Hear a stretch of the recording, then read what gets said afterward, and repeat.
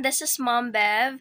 Today I will be answering some questions related to my perspective as an English language teacher. Okay, so this is our first question.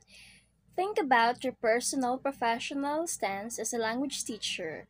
How does it reflect your particular personal, social, cultural, and linguistic makeup and values?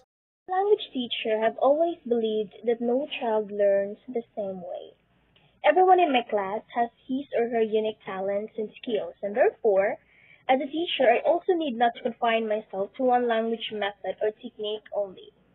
I am the kind of teacher who believes in the capabilities of my students, regardless of their socio-cultural backgrounds and whatnot. So in most of my classes, I would really give them interactive activities that would fit their learning styles and needs. I love honing student skills and I want to instill in their minds that one is really talented and that he or she can do things in his or her own unique way.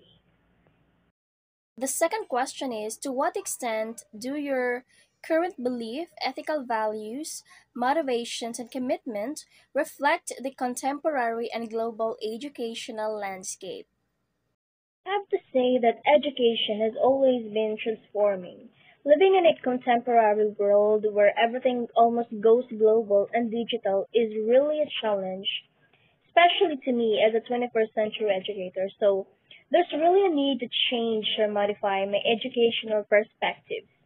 I can say that my current belief, ethical values, motivations, and commitment when we talk about education is somehow aligned to the changing global educational landscape, but it's not enough.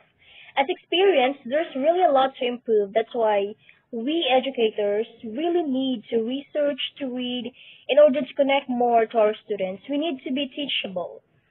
We need to be more open to change because that way I believe we can make education even more great and satisfying enough to our learners.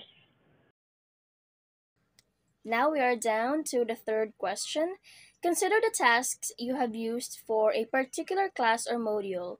What do these tasks show between treating language as a code and as a social practice of meaning making and interpreting? Of my English subjects, which is translation, I gave my BSAV 3 students three different tasks that they need to comply at the end of the semester. They were actually being grouped into three. The common theme of these tasks is actually about treating language as a code, as a social practice of meaning making and interpreting. And truly, I have to say that those tasks really enabled them to effectively communicate between people that surrounds them. And I can see that there was a wide transmission of knowledge while they were enjoying each other's presence. So through those tasks, me and my students have this understanding of each other on multiple levels. By translating more than words, students are able to understand the concepts that I shared with them during our synchronous and asynchronous classes. Now for the second to the last question.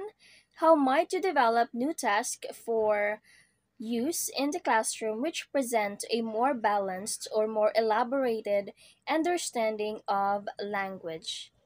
One can never really go wrong with using communicative language teaching or CLT. Teaching grammar rules, for example, we know for the fact that learning grammar rules and knowing meanings of words are not enough for the learners to be considered as good or competent individuals in learning a language. Their knowledge must be applied in order to justify that they really have learned it.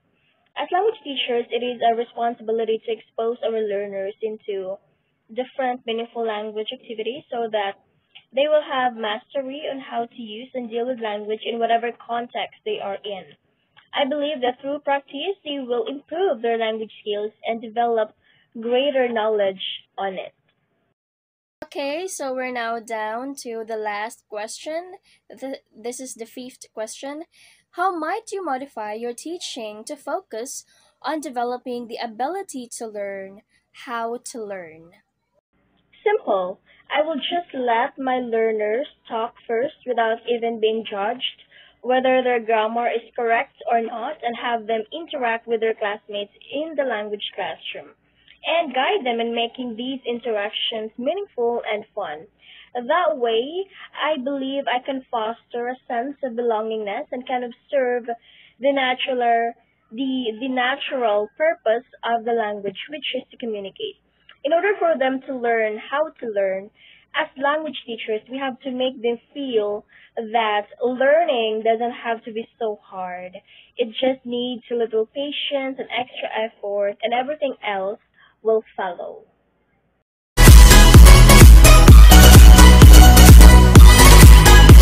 I think that ends my talk today. Thank you so much for listening, for watching. I will see you again on my next video. God bless everyone.